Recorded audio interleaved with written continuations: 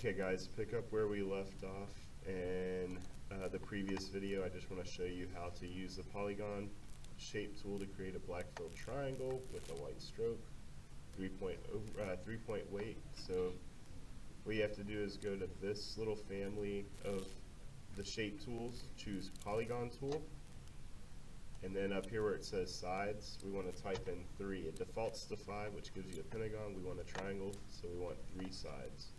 And it should be black, and it should have a stroke that is white, and 3 PTS. So now if I click and drag, got a triangle.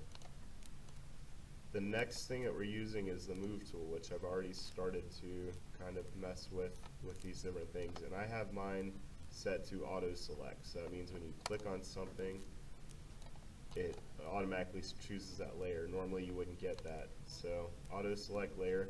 And I also have show transform controls checked, which allows me to resize accordingly. Again, if you hold the shift key in, that's what will give you constrain proportions. So I need to take the triangle and overlap the circle.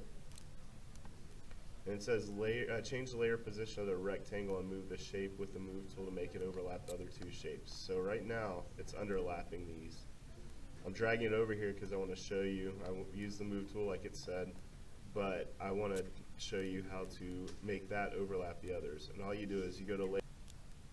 Okay guys, pick up where we left off in the previous video. I just want to show you how to use the polygon shape tool to create a black filled triangle with a white stroke, 3-point weight. So what you have to do is go to this little family of the shape tools, choose polygon tool, and then up here where it says sides, we want to type in 3. It defaults to 5, which gives you a pentagon. We want a triangle, so we want 3 sides. And it should be black, and it should have a stroke that is white, and 3 PTS. So now if I click and drag, got a triangle. The next thing that we're using is the move tool, which I've already started to kind of mess with these different things, and I have mine set to auto select. So that means when you click on something, it automatically chooses that layer. Normally you wouldn't get that. So auto select layer. And I also have show transform controls checked, which allows me to resize accordingly. Again, if you hold the shift key in, that's what will give you constrain proportions. So I need to take the triangle and overlap the circle. And it says change the layer position of the rectangle and move the shape with the move tool to make it overlap the other 2 shapes. So right now it's underlapping these.